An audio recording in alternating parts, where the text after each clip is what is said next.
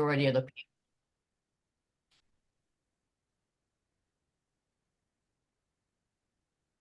Welcome everybody. We've got most of the people that have signed up. We're just waiting for 2 more, but I think we'll just get started because this is getting recorded. So anybody that misses it can listen to it afterwards. Okay, here's Tanya. Yeah, Tanya's in. Okay. So we're just missing Jan. I'll let her in if she shows up. Yeah, okay. So this is the 2024 class for vernal pool activity project, whatever you want to call it, with Master Naturalist here in the New River Valley. And we started this project back in 2014. I started it, but currently Chris Sokol is a coordinator for this project. So if you have any non-class related questions, contact her. And both Judy McCord and I are hosting the class. So if you have any questions about the class, contact one of us. Judy will be the one for the contact for the field trips. So with the vernal pool project, you have to attend or listen to the Zoom recording. It should hopefully be between 1.5 hours and 2 hours is what I'm hoping. And then you have to attend one of the 3 field trips. And then afterwards, let Chris Sokol know that you've done both.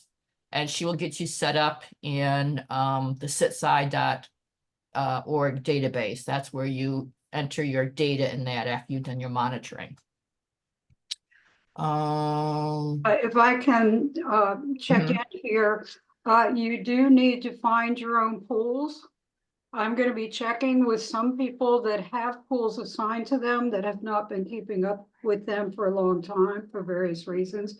So those might be reassigned, but the pools that you're going to be monitoring are not the ones that have current monitors. They're going to be new pools for you. Unless somebody wants to share, but that's going to be up to you guys. So I will show you, I do have a listing of some of the vernal pools that we've been monitoring over the years. And then there's others that have, this is a good area to check or something like that, but I'll show you that at the end anyways. But check with Chris to see, as she was saying, she can check the sitsci.org from last year to see if anybody's been monitoring certain pools in that. So, okay, let me get to the PowerPoint. Well, oh, I got to share screen first. Let me get that set up then. So just a second.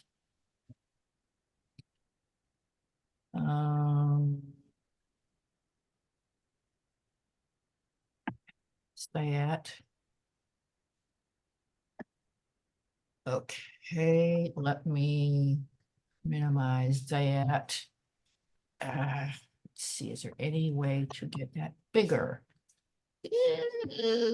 Rats. Okay, let me get, ooh, wait. Okay, I don't know where that came from. Just a second.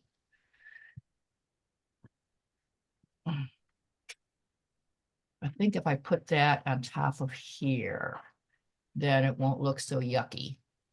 Okay, let me move it over a little bit over here.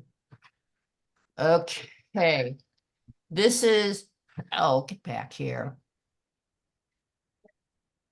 This is being recorded. Yeah. Yeah.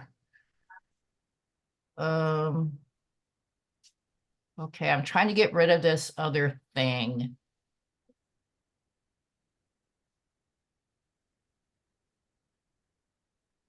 Come on.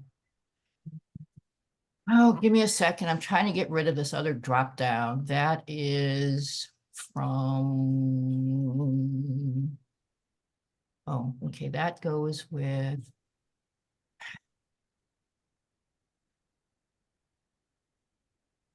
well, it keeps, oh, okay. Come on. Okay. This started out as a PowerPoint and then it got saved as a PDF compressed. So I don't know how to get rid of that left-hand stuff that shows you each of the screens. So you'll just have to look at these main screens here, and I don't see a way to. Oh, good. There you go. Okay, at least that takes up most of the screen. Okay. So this is from the original PowerPoint that Ann Wright and Sue Watson did back in 2014 when they were starting with the Master Naturalist back then. So this is a picture of a vernal pool. And okay. What is a vernal pool? It's a depression in the landscape that fills up and empties cyclically with water. And this can be every year. It can be like every 2 or 3 years. It's a very periodic thing, but as Judy McCord will tell you, one of the vernal pools over at Crater Lake, it generally stays full and then it gets lesser in the winter time. And then like maybe every 3, 4, 5 years when there's a drought, then it will entirely disappear with the water in that. So that one's a little bit whatever, but That's a big pool. yeah. So most of them do fill up and empty. They'll fill up in the fall and winter. And then during the late spring and early summer, they will dry up in that. So this varies with the geography of the land. If it's along like a floodplain, it might last longer. The topology, that's the topography in that, and the hydrology. One of them that I was monitoring several years ago started out as a spring, and then it had a exit area in that too. But anyways, vernal pools are all different. Most of the time they're in the woods, but not all the time. Sometimes they're very short-lived. They might like only be for a month or something. And that means if you get toads or something that lay their eggs in there, they better metamorphosize and turn into adults. But I don't know if that's quick enough for them or not. Also important for the vernal pool is the landscape surrounding the pool. It's got to have a wooded area around it For the adults. for the adults. So when the vernal pool disappears, the adults have to live in the surrounding wood area. Another thing with the vernal pools is that they cannot be connected to a permanent water area like a river or a creek or a pond or something. Otherwise, the fish could get in there and eat up either all of the eggs or the larvae. So that's another definition of a vernal pool, that it does not have a permanent supply of fish in there. However, you can have fish that get flooded in that. So they'll be there for a while until it dries out, and then those fish will be bye-bye too. So anyways. So this is another vernal pool they've been watching. So this one you can see in October, in the fall, it's dried up completely. Then in January, you can see that it started filling up. And it's iced over and everything. Then in March, that's when you're going to have all of the eggs and the tadpoles and the salamander larvae and everything. And then by probably late summer, maybe earlier, it's going to turn back into a dry one again. Okay, so why should we care about the vernal pools? They're critical amphibian habitats. For instance, there's 20% of the species are threatened or endangered. They often have unique organisms with complex life histories. In this case, they do the metamorphizing from the adults to eggs to larvae and then back to adults, and that's pretty complicated. You also have an energy flow between the terrestrial and aquatic habitats. Vernal pools are like a sink to groundwater. The water that comes down through it that doesn't stay in it, and that it filters like pollutants and things like that. However, it could be the other way around, is that if there's any other polluted areas near it, like wetlands or something, that can flow down into that, but hopefully then maybe by that time, the pollutants will get filtered out by the vernal pool, hopefully. And then the role or impact of pools and obligate species. Obligate species means that that critter, like wood frogs, and we'll have another slide here, they need to reproduce in vernal pools. They can't do it elsewhere. So they can't do it in creeks. They can't do it in ponds. They've got other predators in there. But there is predators that go for these frogs and toads and salamanders in the vernal pool itself. So it's another ecosystem anyways. And not too many people understand it, but we're trying to help educate people about it. Okay, here's the obligate species for Virginia. We have 6 species of mole salamanders, and Judy will tell you about that. We have 2 species of frogs. We've got the wood frog and the eastern spadefoot. And then we have the invertebrates or crustaceans. We have fairy shrimp, and we've got some of those at Crater Lake, and Judy can tell you about that. But these require vernal pools in order to reproduce. If there's no vernal pools, then you don't have these guys.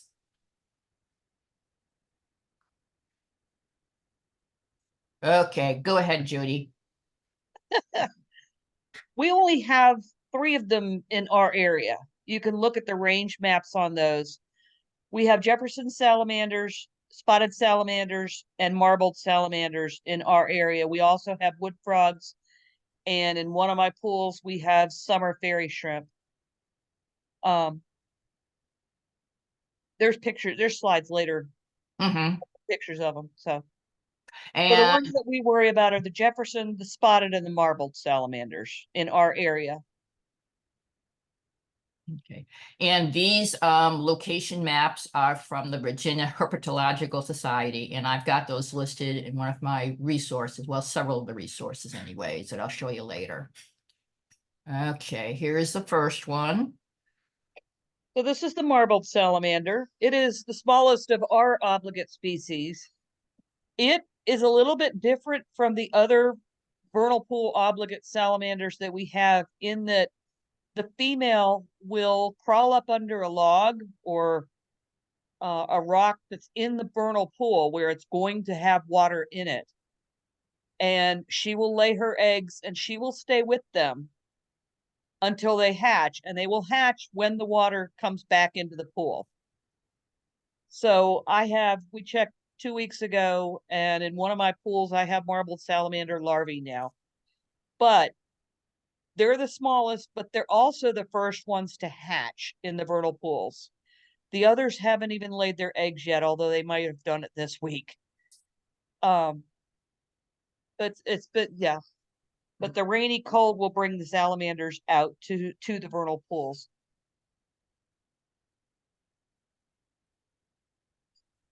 And you can see this is a mother marbled salamander with her eggs, and on the other side is a larvae. The little baby salamanders, they look like tadpoles, but you see those feathery gills behind their head.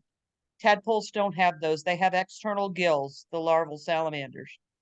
The marbled salamander larvae are going to be the first ones in the pool, and they may end up as the smallest as adults, but they are preying on the other salamanders, egg masses, and that kind of thing in the pool early in the season. When they lay the eggs, the marbled salamanders are capitalizing on those eggs.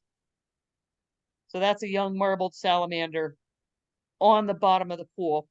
The marbled salamander's larvae tend to hang out on the bottom, and they almost look like the sinus of a leaf. They're hard to find.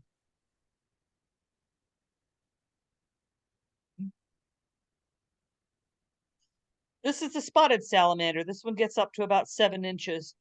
One of the things that we look for when we're looking at the vernal pools is the bottom left, you've got spermatophores. The males will come down into the pools and lay down these packs of sperms in hopes that the females will pick them up to fertilize her eggs when she comes. The egg masses of the spotted salamanders are roughly softball size. They're laid a lot of times on branches and twigs under the water, and you may find clumps of them. They can be in one of three colors. They can be, there's an algae, a symbiotic algae that will turn them green, and that's actually a good thing because that gives more oxygen to the developing larvae. There's also some opaque ones and clear egg masses for the spotted salamanders. There you There's go. some of the color variations. You can tell salamander egg masses from the wood frog egg masses because salamander egg masses have kind of a gelatinous coating around them. The wood frogs do not. We'll get to that one later.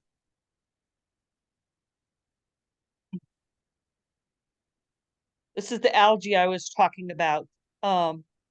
Algae gets into the eggs, and it actually is, it's a symbiotic relationship. Those little larvae that you can see in those eggs are getting more oxygen, and I think the algae can use the excretions from the larvae, so it's a symbiotic relationship. And I've only seen this in spotted egg masses.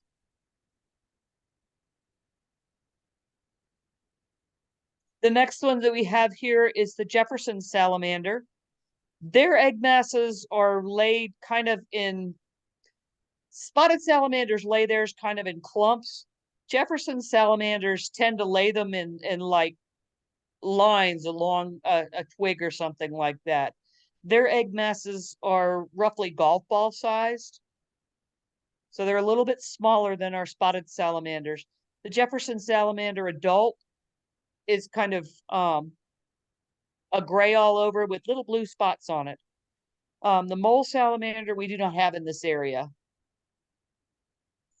so we won't worry too much about it. We don't have the maybes or the tiger salamanders in our area either.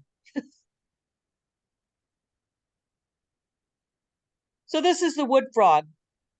The wood frog is, oh, what's the word? A communal breeder. The wood frogs very likely are breeding now. They come together in masses in vernal pools, and you can hear them. I do frog watch as well, so their call sounds like the quacking of ducks, and they come together in these huge groups, and they lay their eggs all together in this big clump at the surface of the vernal pool. Again, their eggs don't have covers, have gelatinous covers. You can actually, if you go back to that other one, Brenda, Okay, just a you can second. actually make out the individual eggs in this egg mass, whereas the salamanders, you can't really make out the individual eggs. But the wood frogs are in the pools in January. They can, they have sort of a sugar material, a glucose material in their blood that they can freeze solid and still survive. And they are the first ones in the pools in the spring. And also some of the eggs, if they're above the surface in the air and it freezes, then those are the ones that die, right? Yes. Mhm. Yes. So you're hoping you're an egg You down can at the see them bottom or floating. something like that. The wood frog masses are going to be closer to the surface than the salamander egg masses. And they're an elegant little frog. They're really pretty. Yeah, there we go. Got that Okay. eye stripe. Mhm. And they sound like ducks. Yes, they do. They sound like ducks. This is another one that we've not seen, but they are here in the area. This is the eastern spadefoot toad. Now, all of these animals that we've talked about thus far live in the woodlands surrounding the vernal pools. They do not live in the pools. They come to the pools in the spring, or in the case of the marbled salamanders in the fall, to breed. They lay their eggs and they go back to the woodland. Most of them are what we call fossorial. They live underground. The eastern spadefoot is a good one. They live underground the rest of the year. They So need to stay moist, of course, so huh? they need to stay moist, so that's why they're gonna be underground. Right, they're all amphibians, so they breathe through their skin as well as with lungs. But that's why it's important to have, you got to have a woodland surrounding your vernal pool, or at least close to the vernal pool, for a place for the adults to live. And these guys can live 7 to 10 years, these obligate species.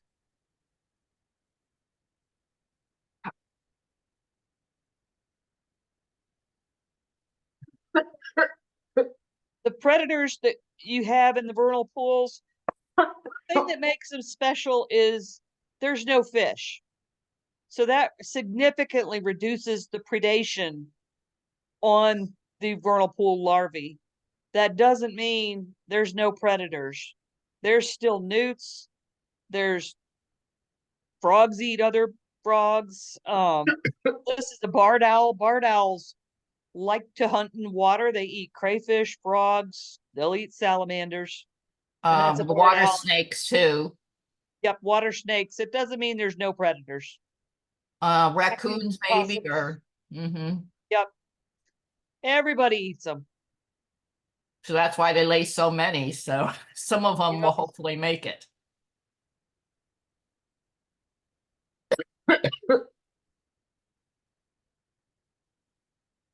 How many of you had sea monkeys when you were young? This is a freshwater crustacean called the fairy shrimp. There are spring fairy shrimp and summer fairy shrimp. We think that the ones that we have in one of my pools are summer fairy shrimp. But when the vernal pool gets water in it and it gets warm enough, these eggs hatch. This is the bottom one is a female, and those are an egg. Those are eggs on her abdomen there. And those eggs hatch. They grow up really fast. They do their thing. They lay more eggs. Those eggs can lay dormant in the muck underneath the vernal pool, dry in the dry area underneath the vernal pool for years until the conditions are right. I've been monitoring my pool since 2015, and I've seen fairy shrimp in my pool one time. All the other times, that particular pool has been dried up too soon for the fairy shrimp to be able to successfully come up and breed. But we always hope, and we get really excited when we see them. But this is a small freshwater crustacean. It's called the fairy shrimp. They're about 1/2 inch long. They're not very big.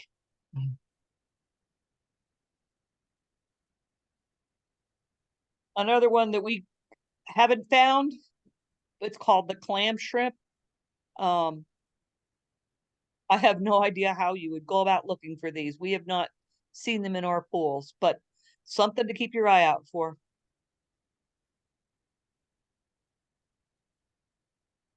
You can go to the next slide.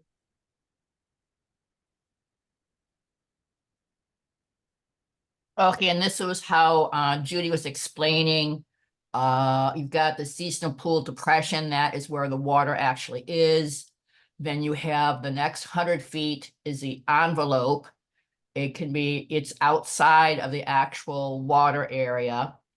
And then the outside of that for the next 1,000 feet is the seasonal pool, the terrestrial habitat she was talking about that the adults live in the rest of the year in that. So there's 3 zones of life. So most of the time, the only one that's protected is the depression itself. It's not always protected for the woody area around it, but you need that for the adults to survive. And you need down trees and things like that that they can live under, because they've got to have that moisture. Okay, regulations. Nothing underneath federal law. There is some regulations underneath Virginia, but I'm not quite certain. It has to have at least one of these things. Has to have a surface water connection to other state waters, but as I was saying, we don't want the fish getting in there permanently, so that's not the best connection. Are larger than 1/10 of an acre, which a lot of vernal pools are much smaller than that. They could only be like maybe 20, 50 foot across or something like that. If that. Yeah, A vernal pool can be a rut on a Forest Service road that yes. holds water long enough. Mhm. They're located in a FEMA designated 100-year floodplain. They're forested, designated a rare or state significant community by DCR, and could contain listed threatened or endangered species. I know that Virginia Tech, some of the biologists there are working with threatened or endangered salamanders in our local area. And of course, they're protecting the locations of those vernal pools where they are because they don't want people tromping through them or anything and destroying them.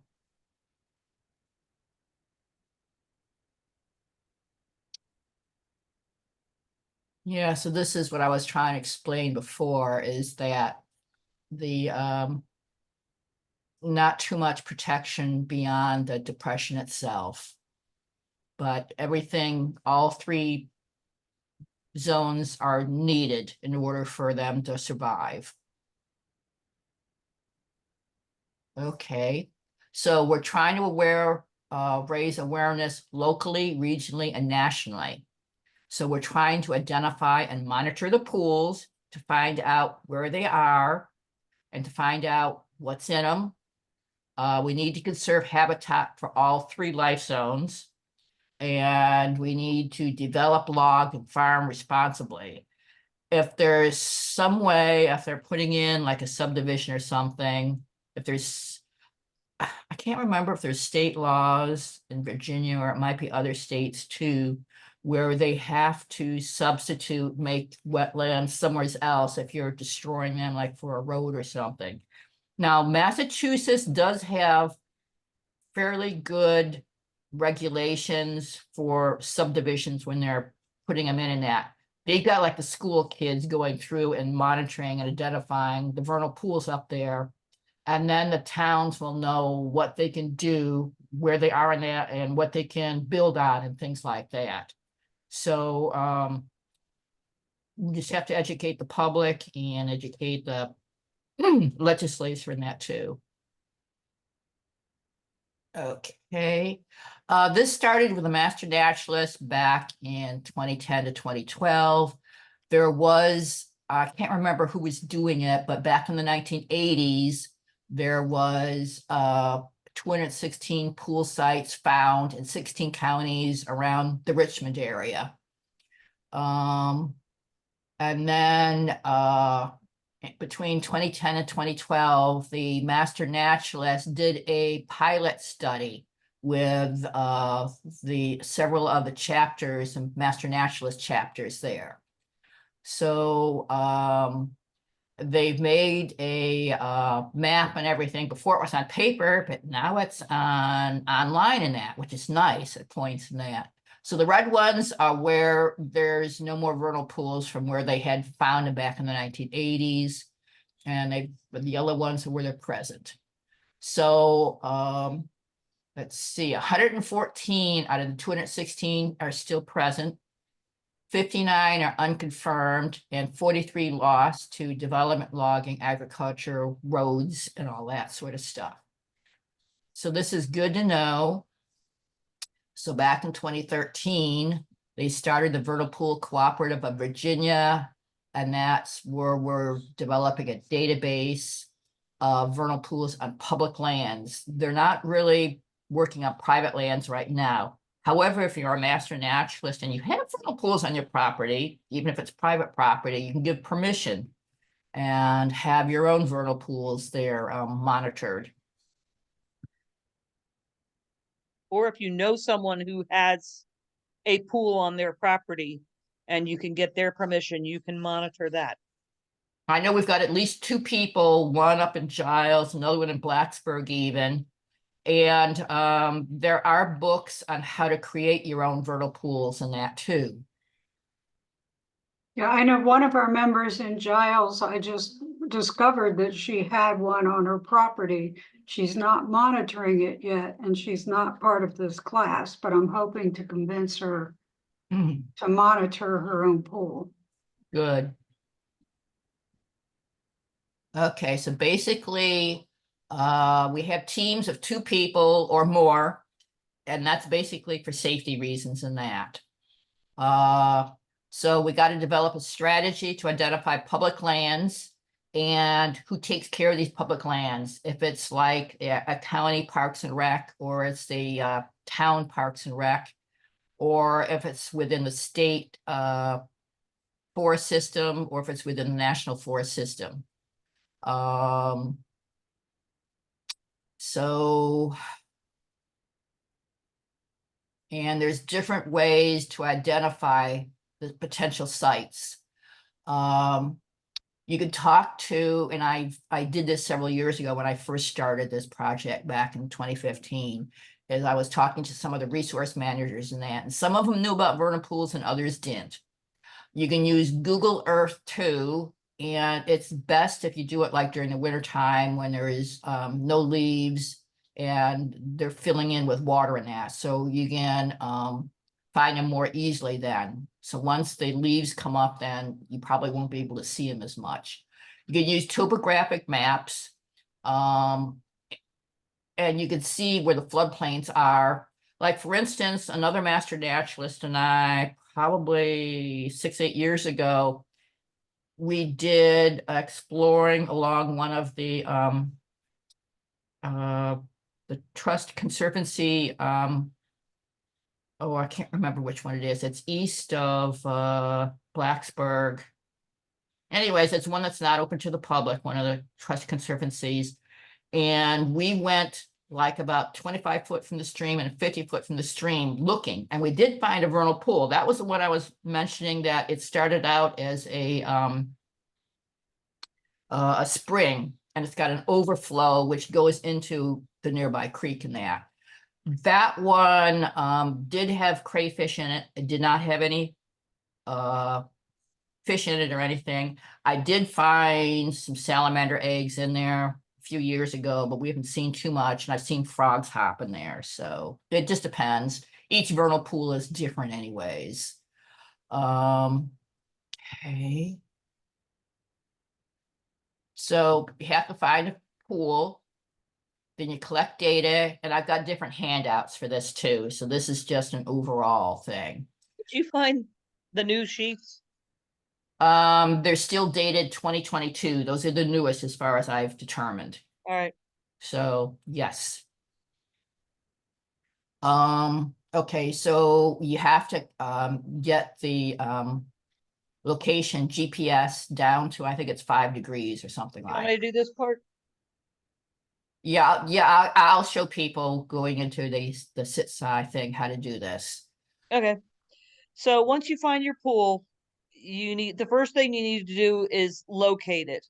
You can use your phone, you can use a GPS, but you need to get the coordinates for that pool.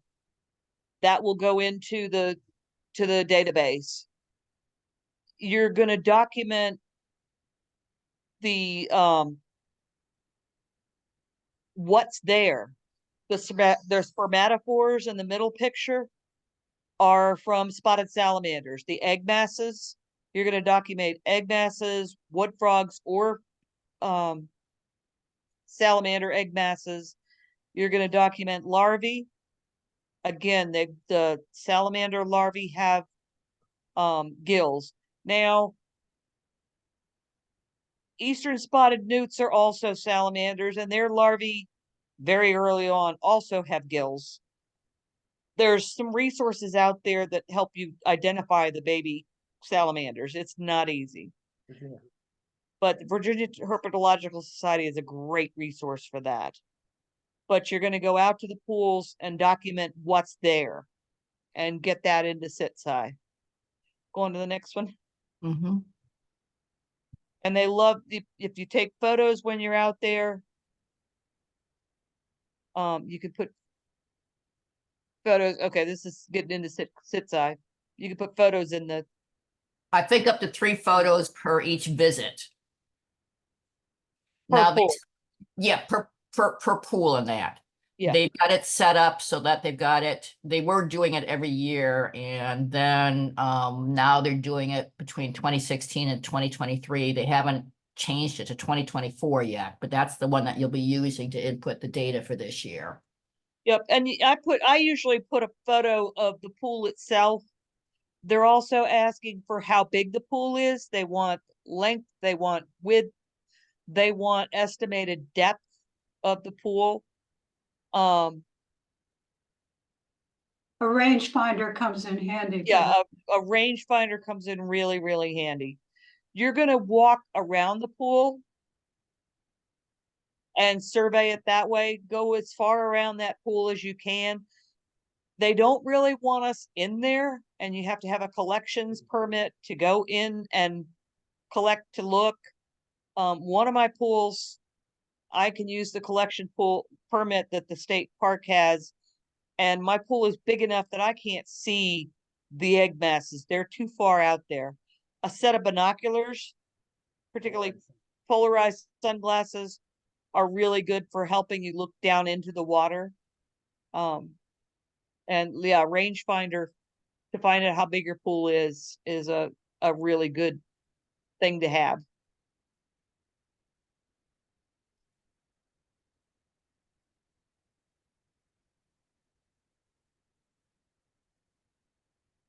Right now, I don't think there's a lot of groups that are using it. Scientists can access this data and use it. They got to get permission though, so they don't want the public to know where most of these are because they don't want them vandalized or anything.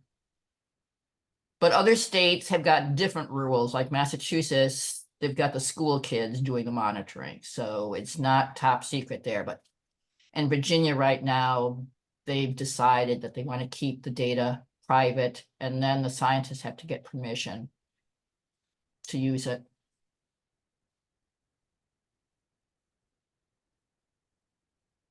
Okay, and that's just some more information there.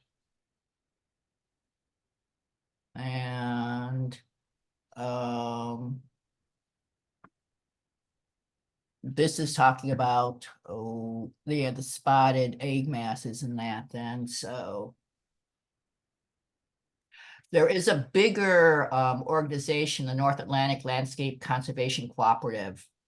So I believe our Virginia information is given to them and then they incorporate it into several other states, it looks like.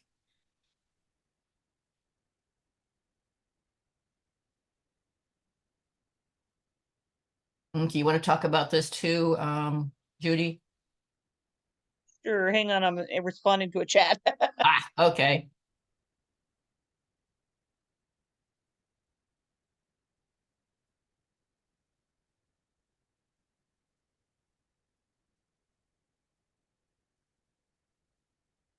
Oh, malformations. Amphibians have permeable skin. They actually can breathe through their skin, and their skin is permeable to water, but it's also permeable to toxins. So there's all kinds of things that can happen due to like road salt. One of my pools is big enough that it occasionally goes across the road. And if there's road salts on the road, those road salts are getting into my pool and can cause all sorts of problems for the amphibians. The amphibians are kind of the canary in the coal mine, if you will. They're something that we can look at and say, hey, there's a problem here. They've got tumors, they've got malformations. There's something wrong with this particular system. So, and It can affect on the right humans too, so. yeah, that can affect us too. But yeah. I mean, those are spotted salamanders. I don't know what the middle one is, but the two on the sides are spotted salamanders. These are vernal pool obligates. But you see in the photo, people are handling those with their bare hands. If the vernal pools very often later in the season, you have problems with mosquitoes and stuff like that. You can't use bug repellent, sunscreen, any of that stuff. You can't have any of that on your hands and handle salamanders. I don't even put anything on, like if I have to, like I said, one of my pools is big enough that I have in the past had to weight it to capture stuff and look and see what's in there.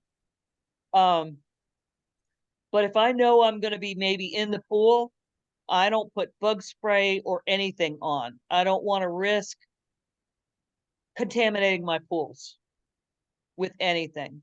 And we'll show you one of the slides further down shows you how to clean off your boots and everything. So you're not tracking diseases from one pool to another, but I think that's further on.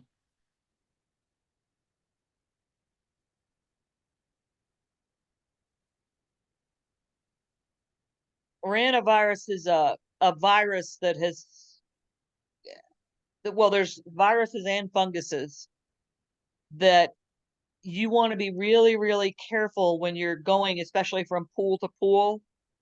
My pools are close enough together that I figure they're all, those animals may be using all different ones.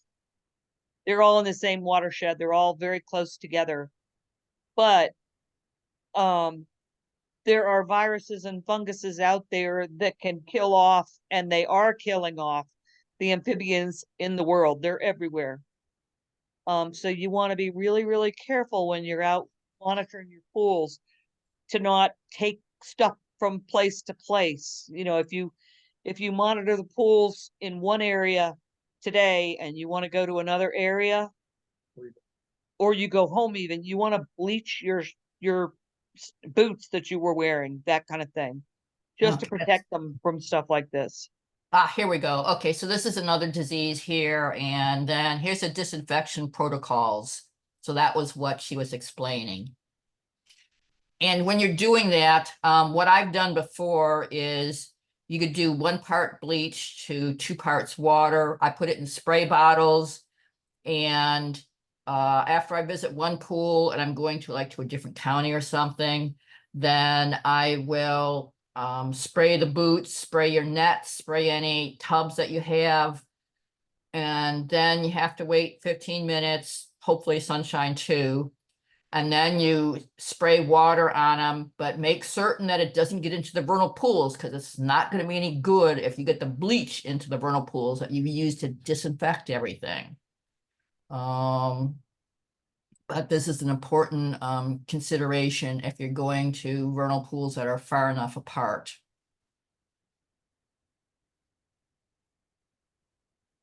And this is just some of the ratios in that, but basically 1 part bleach to 2 parts water, basically. Okay, they're talking about, they've got a Facebook page for this vernal pool project. Okay, I want to show you a couple other things. Okay, in the chat, someone's asking if salamanders reproduce exclusively in vernal pools. Because there are salamanders that are found at higher elevations, and clearly there aren't vernal pools up there. Yes. There are certain salamanders, the ones that we talked about earlier, Jefferson's, marbled, spotted in our area. There's also maybes, the tiger salamander, and there's one more I can't remember, but anyway, that reproduce exclusively in vernal pools. Those salamanders do.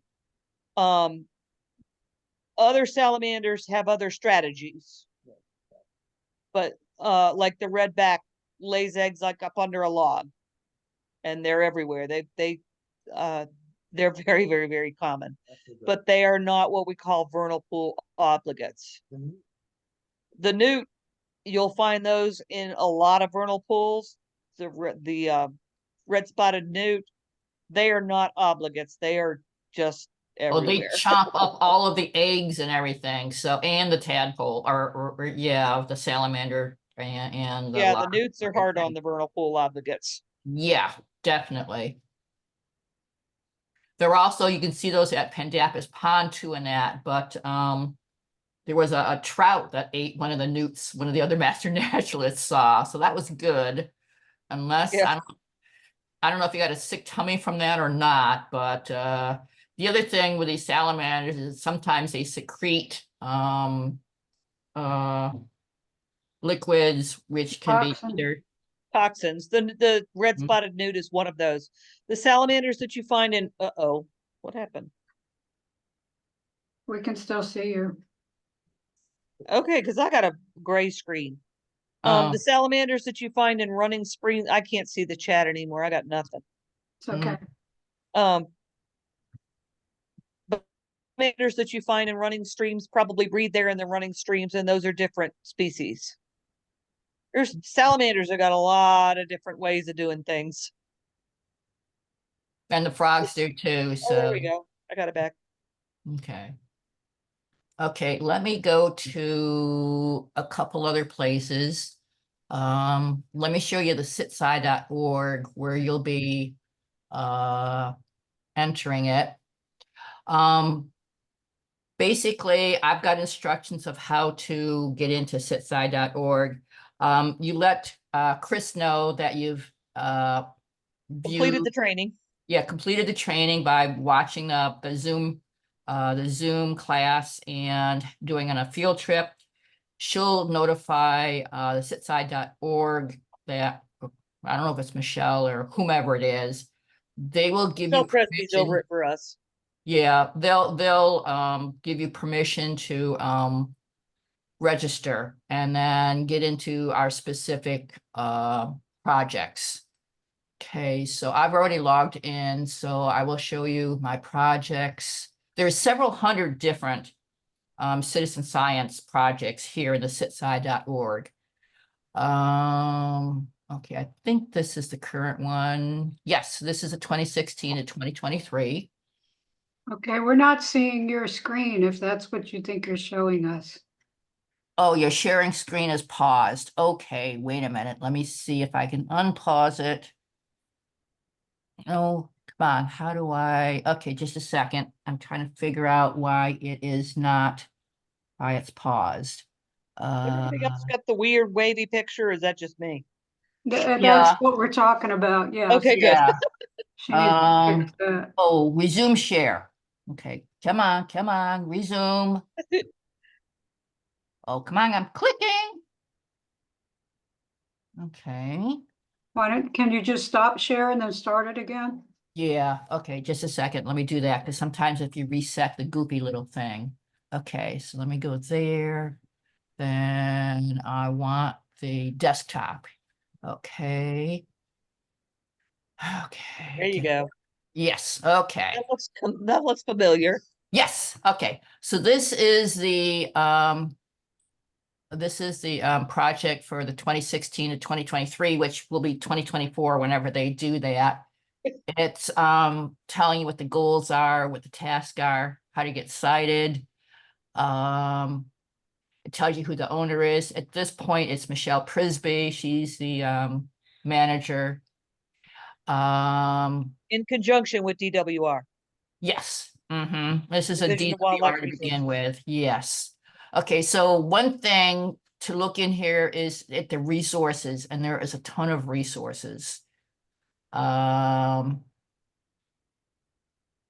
Okay, these have got the new pool submission form. I'll show you that. That is when you're starting out with a new vernal pool that is not in one of these databases on SitSci. There is a question here. Is it possible that this is an existing pool in SitSci? If you think that somebody might have done it previously, then choose them might be existing. But if you know for certain that nobody has monitored the vernal pool that you're wanting to do, then hit propose new. And this is the coordinates that she was talking about. There are Nope, rules, they want it out to 5 decimal places. yeah. There are rules for how to name the location that's floating around somewheres or other. The pool status, field verified means that you were right there and it was there in front of you. Potential is if you found it on a map, like you were doing Google Maps or something like that, or the LiDAR or something like that, and you think it is one, possibly.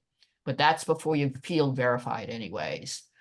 Then they want to know the pool type. If it's isolated, it's not embedded in a larger one. They want to know if it's ephemeral, meaning if it disappears and reappears each year.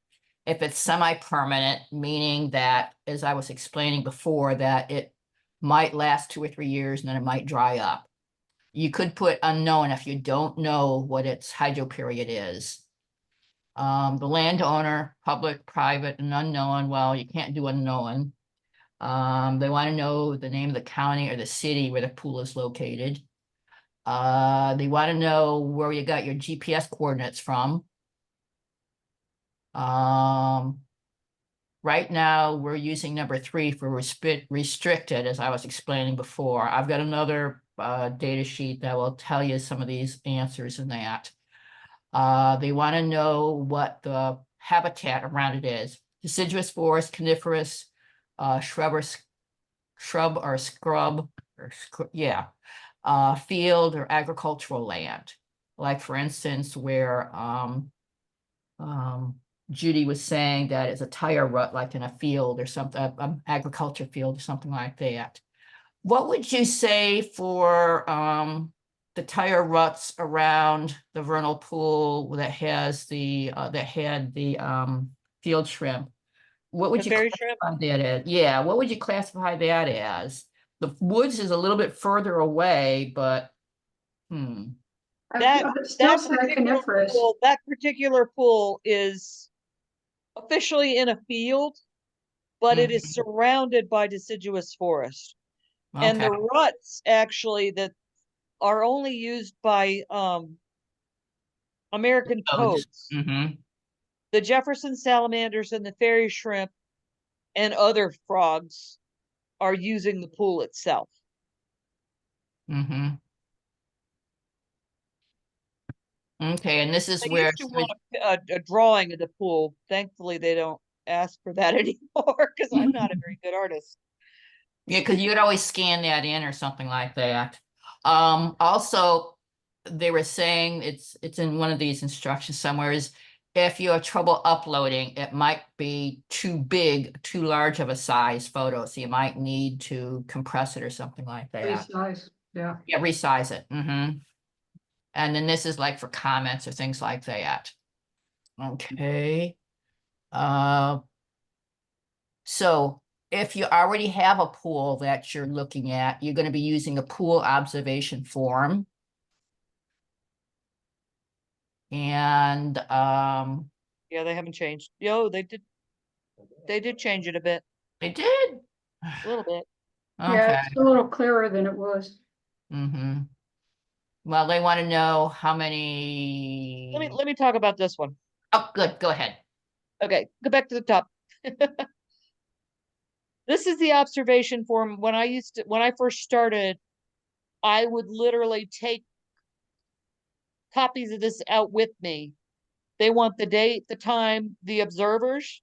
There's a place that you could put other observers in there. The location, name, comments, like I said, other observers. Go down. When you go out, you want to count the number of spotted salamander egg masses you can see, the number of clear and the number of opaque ones. They want to know how many spotted salamanders you saw. You didn't see any evidence of them. You saw eggs. You might have seen larvae. You might see adults. There are resources out there that help you identify these larvae. But I've But got those listed when in you're some just resources. looking at them, it's really hard to tell what's what. Again, eastern tiger salamanders we're probably not gonna have, but when you go out, count how many egg masses that you find for Jefferson salamanders, for wood frogs. The egg masses for the wood frog are you're not going to be able to count how many egg masses you've got because they're in a huge raft. Whether or not you saw the fairy shrimp, they want to know how you sampled the pool. You again, in order to walk through the pool, you got to have a collections permit. I only have one pool that's big enough that I have to really weight it to try to see what's in it. I get leeches that way. That's why I now have chest waders. Waiters. But for the most part, most of these pools are not going to be big. You just need to go all the way around it. They want to know the maximum width, the maximum length. Try to do that at the same spot each time. That helps. Maximum depth. If there's been any disturbance, one of my pools is right next to a road, and on more than one occasion, people have been following their Garmin, and their Garmin said to go left, so they went left into my pool.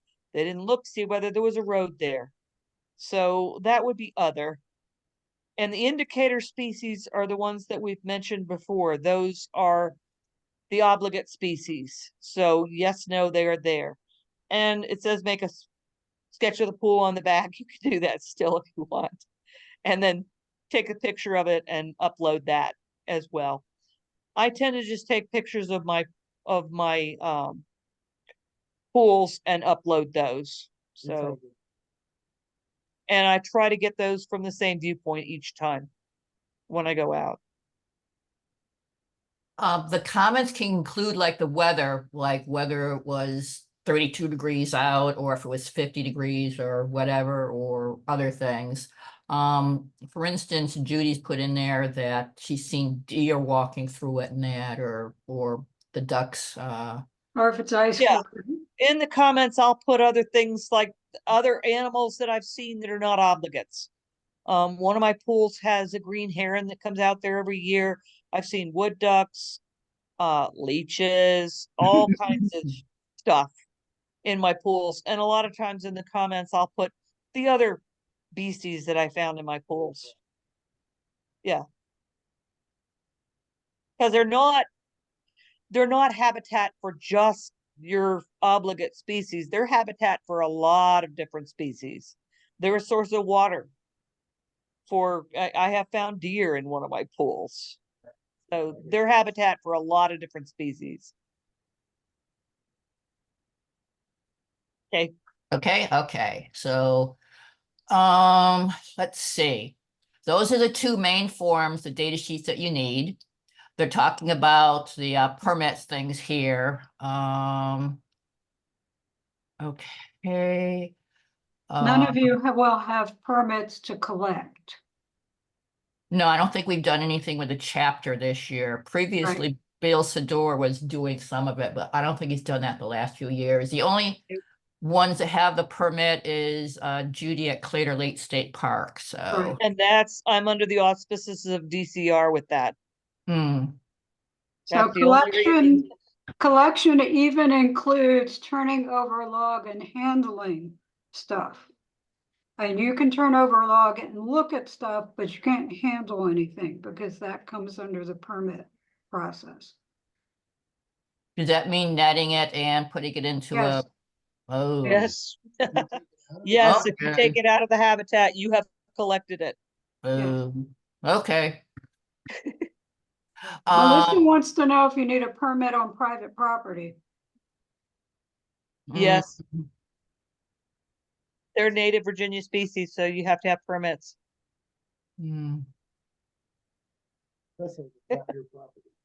Okay.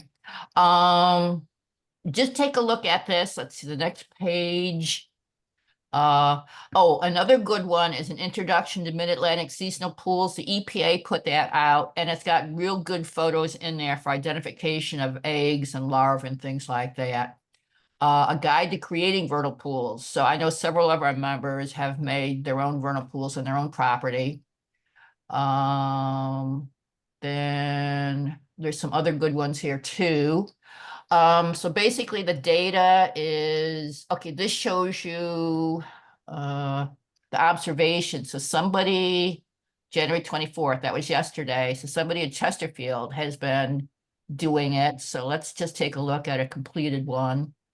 So this is showing you where it was, the photo, and that's an awful small one. Here's the comments, partly sunny, 54, rain 4 days ago. No ice, very small amount, and it looks like he didn't see anything. He walked the perimeter. So this might be early for him or something like that. It just depends upon the weather and that too. So that's what it looks like after you've entered the data in that. And you could look it up by locations. You can look it up by the map. I don't know if anybody's using the forum. I think there's only a couple of 3 questions in the forum, so that's not getting used. Analyses, I've never done that. Oh, this one is doing like the clear egg masses and that. So, oh, Fenwick. I wonder if that was Bruce then. Yep, Yeah, Okay. we're out there a lot. Mm-hmm. that would be Bruce. Okay. And this is some other pie charts and things like that. So, okay. Okay, here's the data sheets. Okay. Well, anyways, you can get to the data sheets here, print them out. Oh, there's also, Oh, you can't. oh, You gotta well, print them out from that on my, resource tab you went to. oh, okay, wait a minute. Okay, wait a minute. Let me go back to resources then. That's where you print your data sheets. Yes. Oh, wait a minute. Let me go to page 1. Yeah, this is where, yeah, to print. So you got to do it from here. Also, apparently sitside.org has got a phone app where you can import the data too. So if you're Yes, a comfortable whole lot with quicker. that. But do you have to be within internet That thingy? helps a lot, yes. Oh, okay. So it just depends upon how people want to do it and that collect their data, either paper or if they think that they've got enough internet reception in that where they are. When I go out to my pools to monitor my pools, I know what I need to put on the data sheet, the date, the time, the measurements of the pool, what I found in the pool.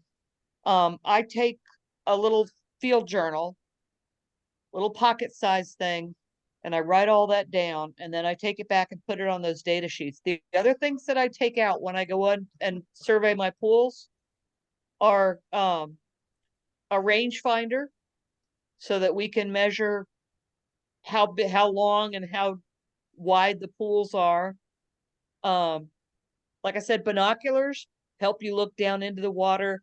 Polarized sunglasses help a lot from what I understand. I don't do it, but Matt swears by them.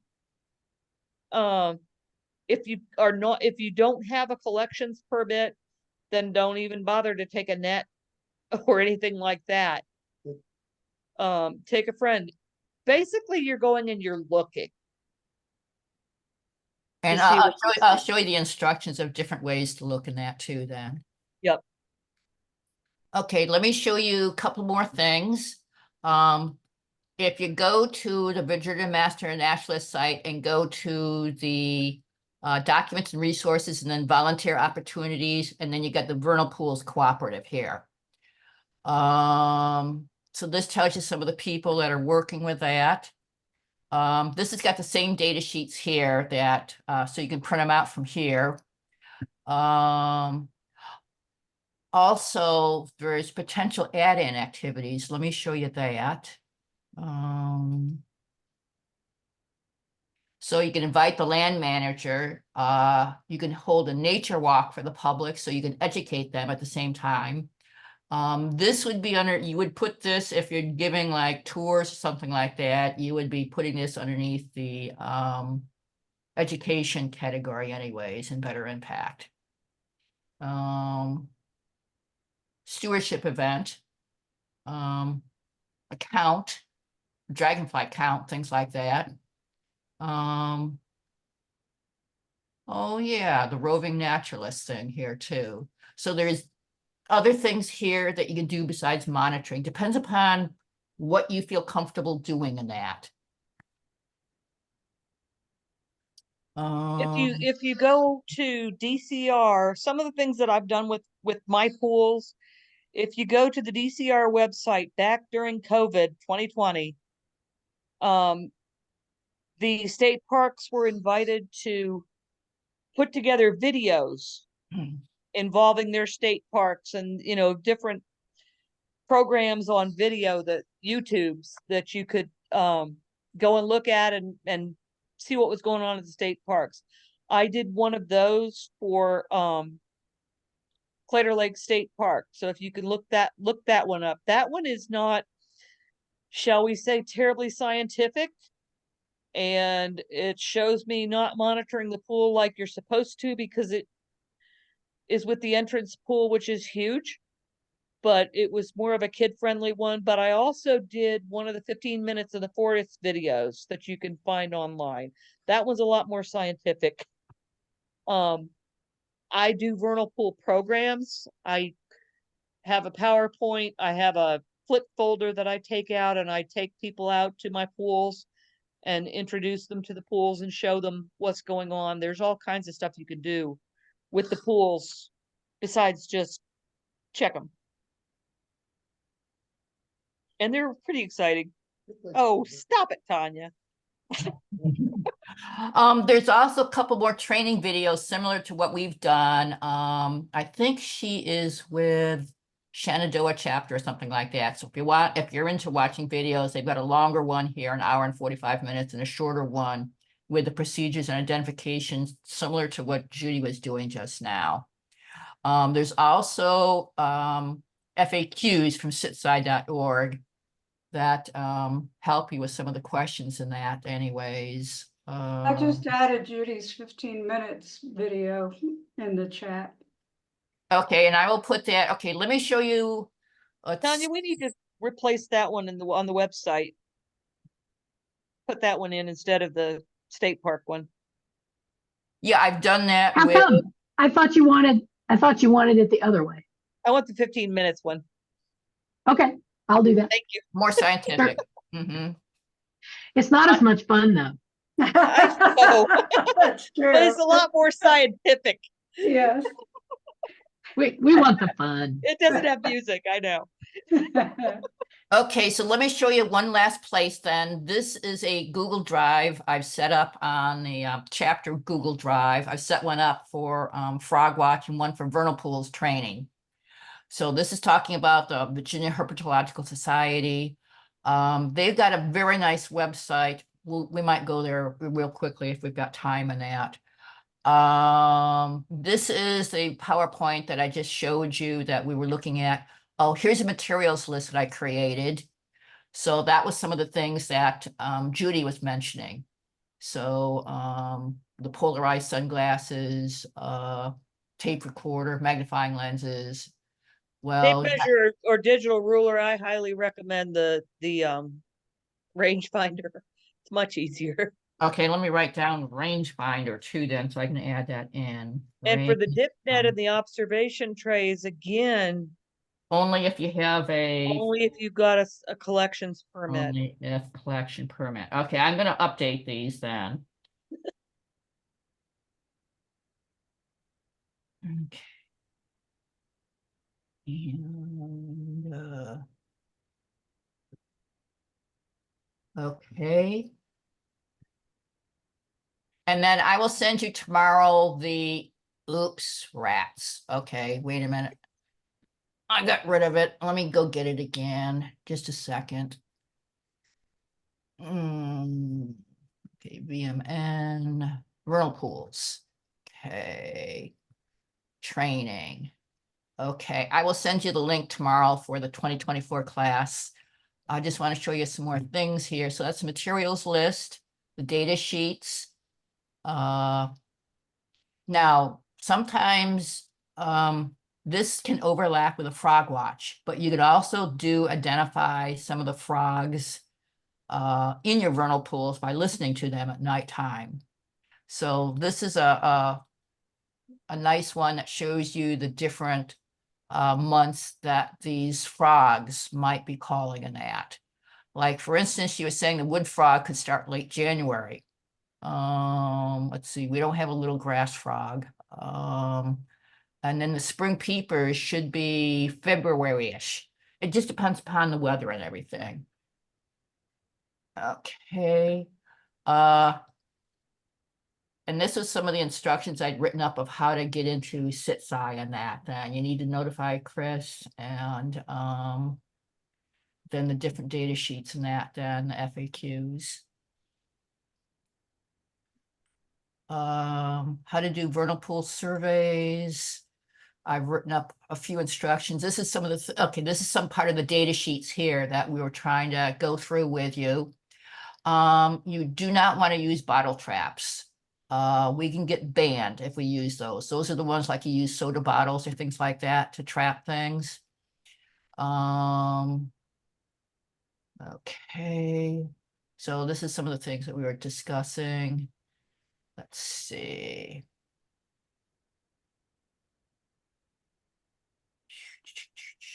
Okay.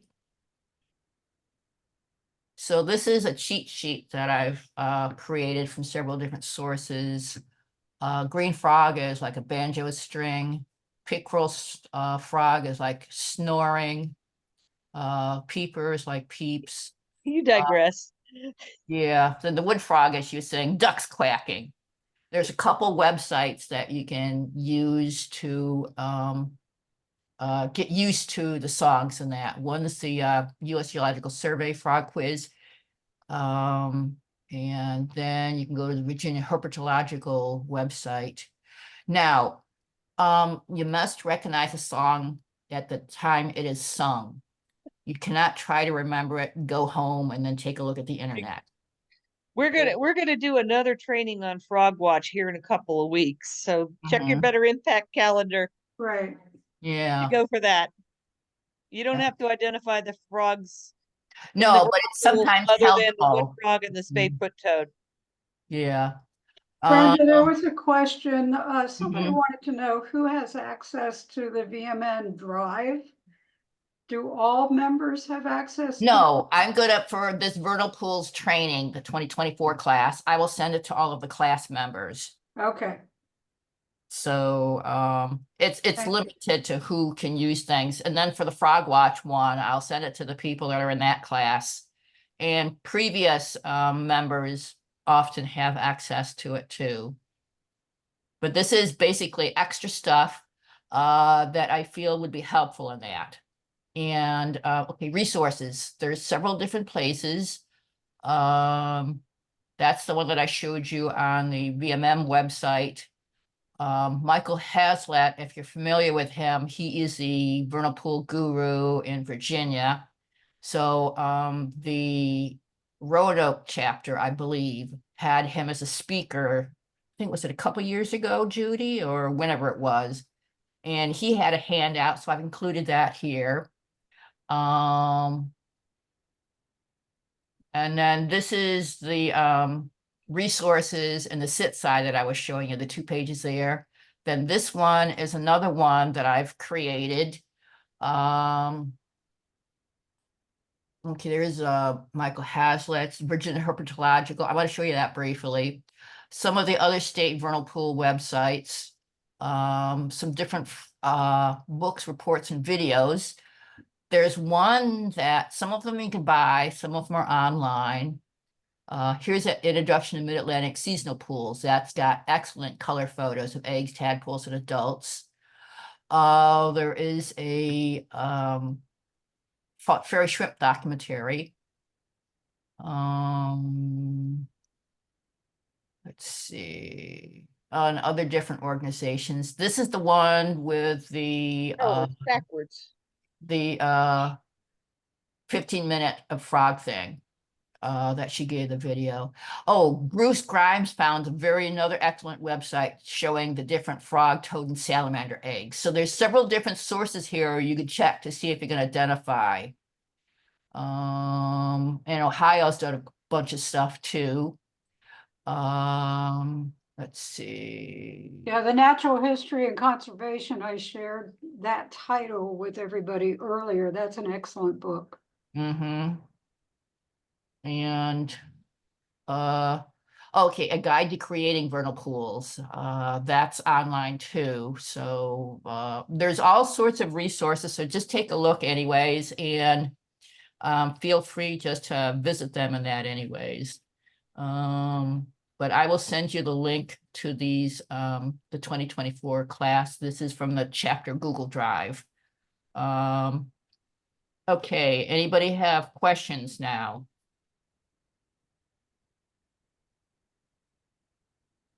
Oh, can I get out of here now or?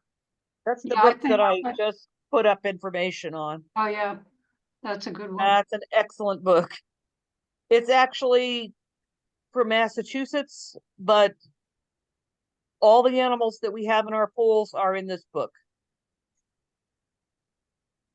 Well, not all of them, but anyway, that's an excellent, excellent book.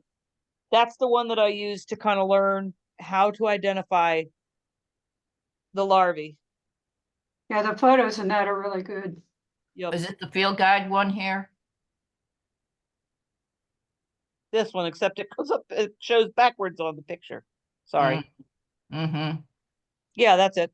Okay. I think. Wait a minute. Yeah. Yeah, that's it. It's excellent.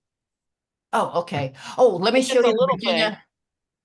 Yes, but yeah, I like it too. So, let me show you the Virginia Herpetological Society too, so you can take a look at that. Yeah, I included the link in the chat.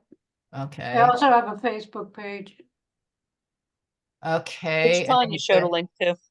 Yeah, animals, frogs and toads. And then got development charts, calling schedules. It's got frog call quizzes. So you can We digress. yeah. Yeah, we don't need to do frogs We right now. digress. Oh, okay. We'll do that. Hey. We'll do that in a couple of Yeah, weeks. Yes. save the frogs for later. Okay. Okay, anybody got questions then? Let me stop the sharing then. Yeah, we've much been answering questions as they came up. I don't think Good. there's anything left. There are field trips. There are 3 field trips set up. The first one is this coming Sunday at noon. We will meet in the first parking lot just past the contact station. And for any of these field trips, if you let the person in the contact station know that you are there for the vernal pool training, that you're volunteering, they will let you in free. So you don't have to pay to get in. This one has the added benefit of there's a bird club field trip right after at 2:00. So we'll go out, we'll monitor my pools, and I'll show you what we do. And I know I can show you baby marble salamanders. At this point, I might be able to come up with some Jefferson egg masses after this week. We'll see. I don't know what's out there right now. For all of the field trips, you need to come dressed for the weather, prepared for the weather. There is some hiking involved to go out there. If you need accommodations, I can probably accommodate. I can probably get a golf cart, but so let me know if you need accommodations to get out to the pools. But sign up on Better Impact for whichever of the field trips that you want to do. If you can't do any of those, let me know and we can we can Do I a still have private to one. monitor my pools. It doesn't have to be on one of these days. So we can meet sometime and go out there and monitor the pools another day. I generally try to monitor my pools about every 2 or 3 weeks during the season, and the season goes from winter to late spring. One of my pools in particular gets stinging nettles around it, so I don't try to monitor after that. Poison ivy. Well, yeah, there's another pool that's got really bad poison ivy around it. But anyway. So sign up on Better Impact for whichever field trip you'd like to go on. Again, if you can't do that, just let me know. Any questions?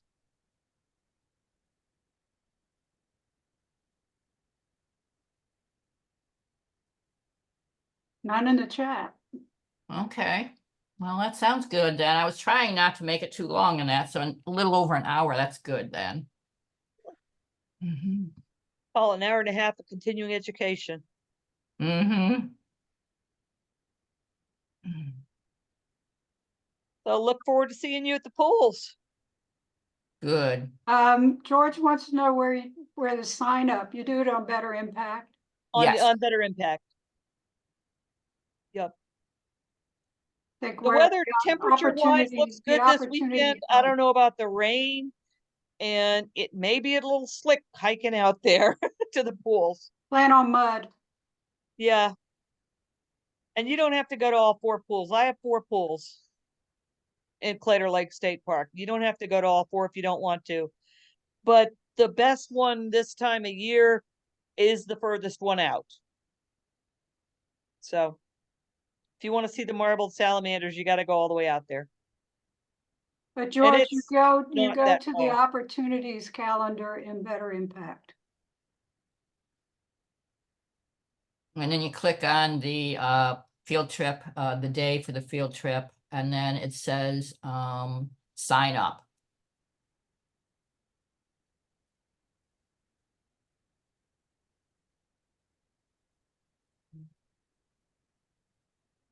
All Okay. right. Thanks for coming out. Hope to see Okay, you and Sunday. I'll get Carol Kaufman to give